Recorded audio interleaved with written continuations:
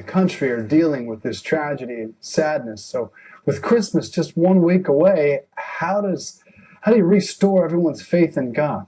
Joining us now is Fox News religion contributor, Father Jonathan Morris. Hi, Father. Great to have you here on this Sunday morning. Yeah. Have you been in touch with some people in Newtown? I certainly have, and I'm not going up there today because I have my own services here in New York City at 11:30, 12:45, and 7 tonight. But when things calm down, right, when the shock begins to wear off, that's when more support, continued support, friendship, closeness needs to be there. And of course, I and so many others will be there. You know, earlier we were talking about our reaction to Robbie Parker, the father of young 6-year-old Emily Parker, who was his oldest daughter. He has 3.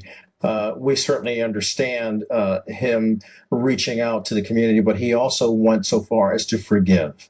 Explain to me and to all of us why forgiveness is so essential and what it really shows, not only in terms of his forgiveness, but also God's compassion. You know, Kelly, I saw that interview and I was blown away. I don't know if you guys saw that as well. His ability to forgive is not just natural virtue, a good guy, right? But he understands, he believes that there is ultimate judge, and that is God. And he said in such clear and profound language, we all have free will. We all can choose to use that free will in a good way or a bad way. This young man, he said, abused his free will. And then he said, I am going to use my free will for the good. When you have that profound conviction of who I am, where I've come from, where I'm going, ultimate judgment, it's much easier to forgive.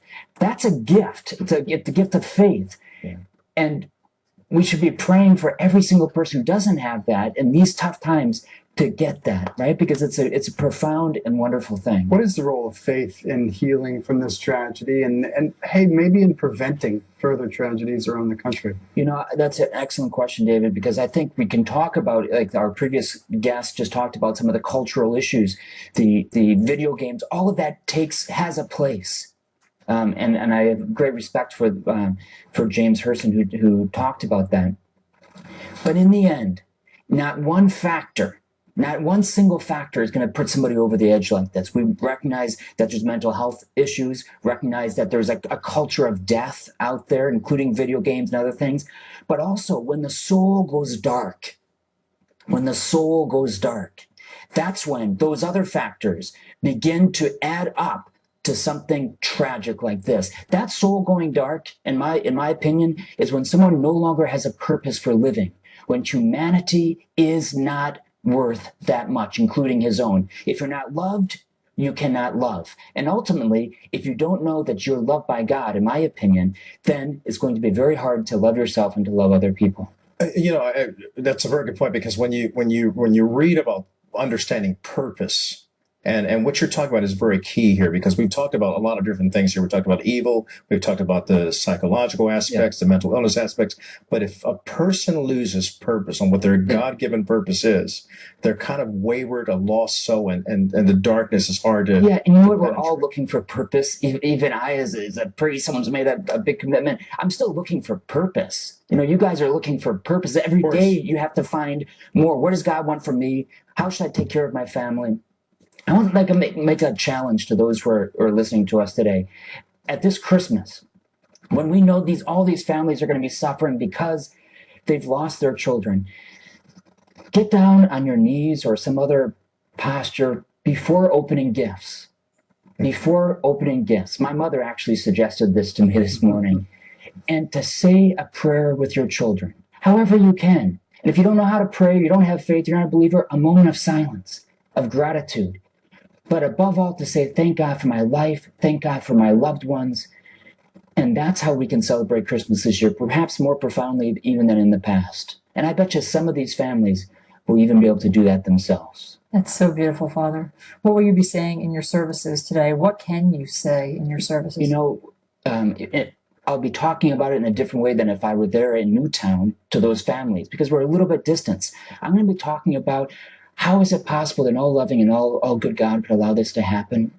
I'm going to talk about the fact that God himself allowed his son to be murdered and stood by and cried. as the earth was shaking. I'm also going to be talking about that with individuals, and because it's not just a question of message that comes and goes, but that we have to deal with it on an individual level. So what I'm hearing from you then, we're at a point in our society where, Paul the Apostle talks about there will be perilous times, and men will be selfish and caught up with a lot of hate. Yeah. And Dr. Martin Luther King said, hate can't drive out hate, only love can do that. That's right. Darkness can't drive out darkness, only light can do that. And he talked about the church being the conscience of America and the world. Yeah. Well, Kelly, you know, I don't know if these are more perilous times than in the past, right? I mean, thank God we have a government that is, you know, keeping order in general society. But I think in all of our lives, there are perilous moments. For these families, this was the perilous moment. For all of us, as we get closer to old age, there are going to be perilous moments. And yes, I think our culture is more godless than ever before in the United States of America. But it comes down to making decisions. Am I going to live joyfully today? I think that joy comes from a contact with God and relation with God and loving others and being loved.